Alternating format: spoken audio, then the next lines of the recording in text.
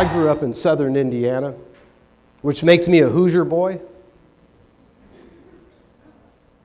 Lived up in Minneapolis, Minnesota for 20 plus years, or I look at it as 20 winters. And then I moved to Charlotte, North Carolina, down south. And I found out, I didn't know this, that there's a difference between a Hoosier and a Southerner. Didn't know that. Let me give you an example. I grew up with a cousin. We think a lot of each other. And my cousin works for a large oil company. And about 4 years ago, they up and shipped him off to South America, and I haven't seen him since. But we still keep in touch, and every Christmas we send each other Christmas gifts. And this last Christmas, all the way from South America, my cousin sends me a live bird. All the way from South America. It was about this tall, green feathers, red, yellow feathers on top, and a long bent hook beak, and he sent it to me live all the way from South America. I don't even think you're supposed to do that. Let me tell you something about that bird. The bird was delicious. We had that bird as a pre-Christmas dinner appetizer. A little apple strudel and cranberry sauce on the side, and it was delicious. The meat just fell off the bones. Well, a couple days after Christmas, my cousin gave me a call and wanted to know if we got the bird. I said, yeah, we got the bird. Wanted to know if we liked it. I said, yes, it was delicious. My cousin goes into a rage on the phone. He says, you've got to be kidding me. I paid a fortune for the bird. The bird was worth a fortune. That bird could speak 2 different languages. And I said, well, then it should have said something. The obstacles that we're going to talk about. How to establish credibility in the marketplace. How to establish trust. No sales will take place today unless trust is present. The marketplace is more skeptical than it's ever been. Even Donald Trump, in one of his latest books, he said, you've got to be skeptical. You've got to be careful. So how do you build this credibility and this trust long before the sale ever takes place? How do you get your message to be heard? The home business entrepreneurs and solopreneurs are growing at a record pace.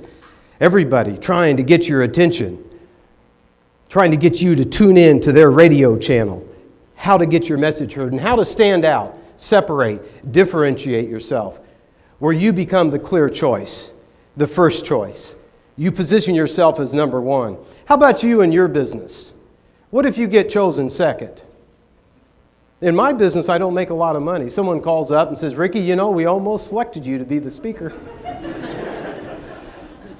I don't get paid a lot of money. How about you? How to position yourself as number one and how to build in shelf life into your marketing.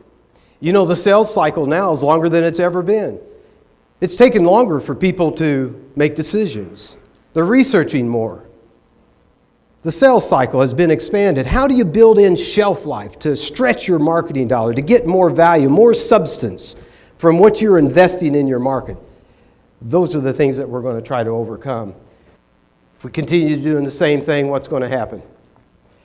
This woman comes up to me and she's like, hey, Ricky, I've been in this industry for 11 months. Haven't gotten my first transaction. What do you think I should do?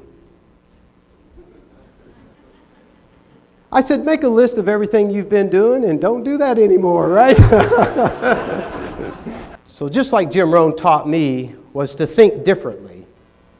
Has anybody ever heard of the Pareto principle, the 80-20 rule? Victor Pareto, a 19th century Italian economist, and in Italy discovered that 80% of the wealth was controlled by 20% of the people, the 80-20 rule. And then he found out that it applies in many areas of our life. I bet you 80% of the time you wear 20% of the clothes that are in your closet.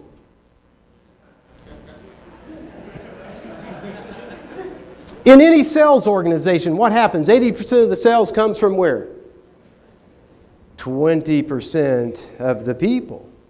Well, we could only today, folks, across industries, only wish it was 80-20 because today it's 7-93.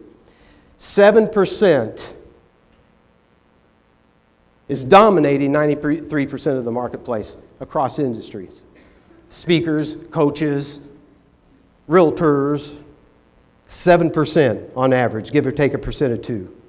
7%. In the speaking industry, it's worse than 7%.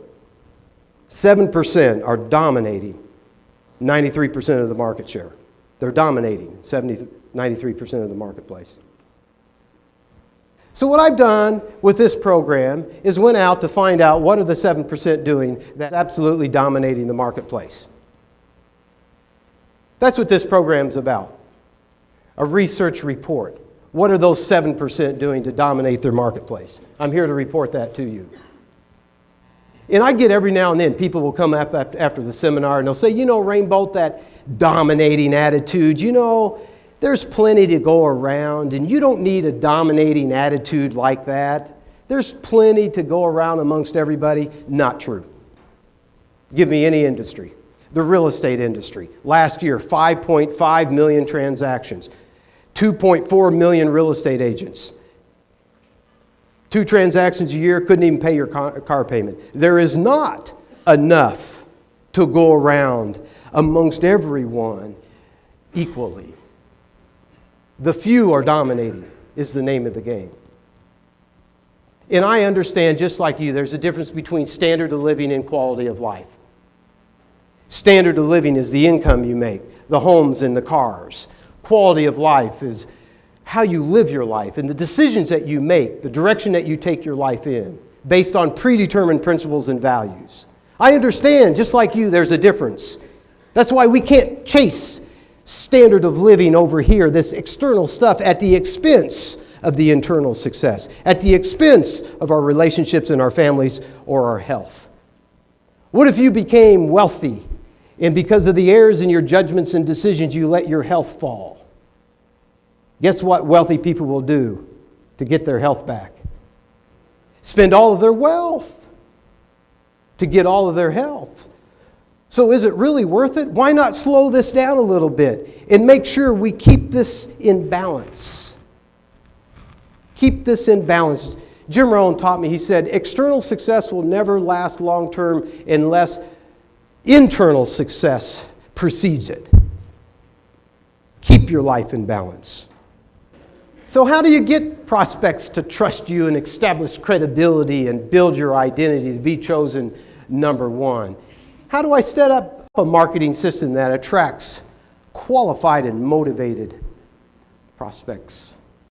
See, successful people, this is a good note to write down, they only deal with those people who have already been branded, who are already have been sold through your marketing process, and they're ready to do business. How do you do that? How do you become their solution long before they need one?